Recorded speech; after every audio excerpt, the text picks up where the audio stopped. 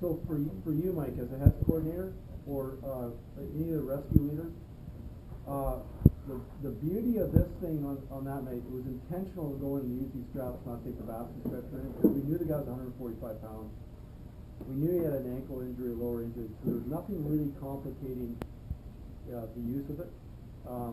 And the intention was really not to actually bring him out using the straps unless we absolutely had to. And so really what the goal was to get him to an extraction point and then long line him out. So I can see where, for us, from a HES point of view, it's like that Spanish guy on wherever that, on the Baker's Trail. You could take him 30 meters, move him to the extraction point. And that's, to me, from a HES point of view, from a helicopter, a rescue point of view, that will be the sort of the good thing about this. Now, there's three elements to this, right? One is you got to have strength, you got to have a guy who's strong, and you got to have a person who's relatively light, and you got to have terrain that allows you to move it. So you can actually have, just to visualize this, let's just get somebody else. Your say, guy Peter, actually Mike over here. So this would be steep terrain, light guy. This would be sort of broken terrain, heavy guy. Right?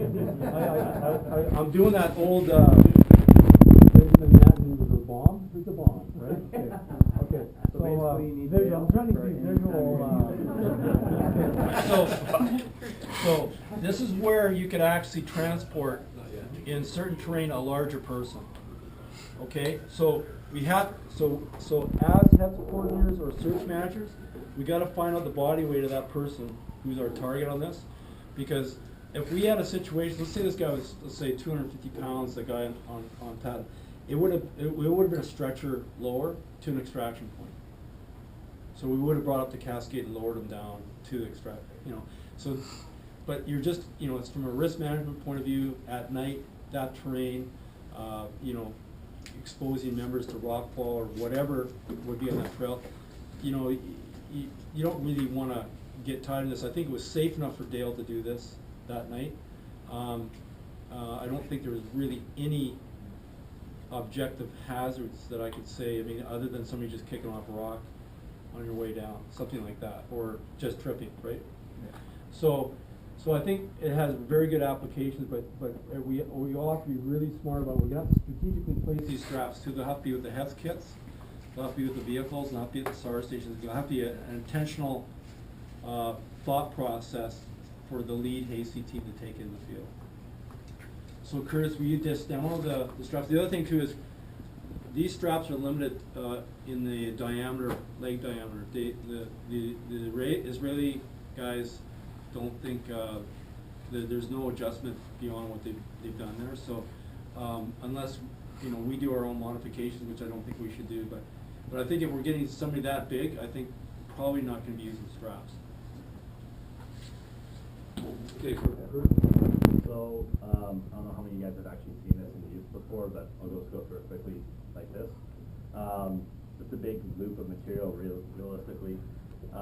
Two sort of applications are you have the walking wounded, where you can have them in a sitting position to set them in. You can also have someone who may be semi-conscious that you need to move quickly. In that case, you can do the application on the ground, roll them on your back, and set up and go. For this demo, we're going to do the walking wounded.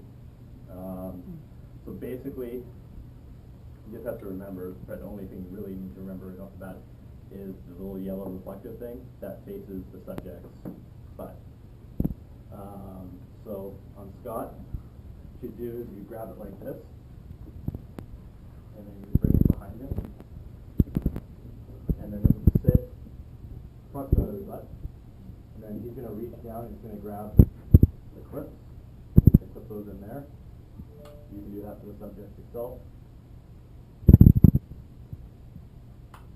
And what you do, that's about as high as it will go. And you bring the strap up, that fits right across the back and goes underneath the armpits. Holds it there. So then your rest, your Dale would come in.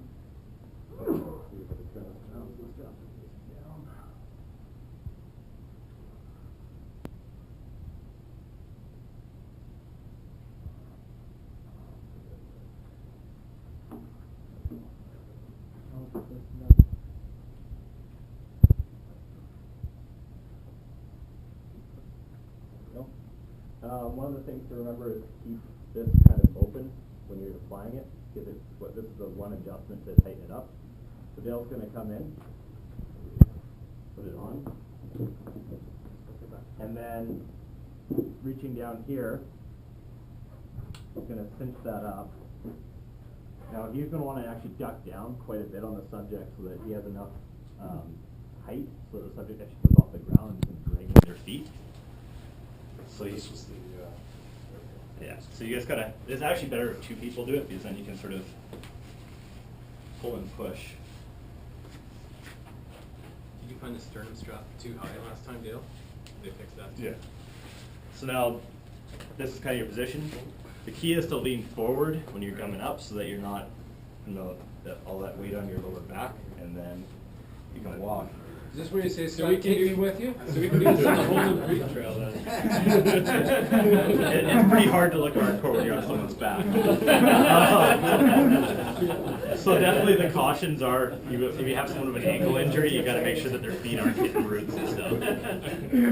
So to bring them down, obviously you pop a squat and disconnect the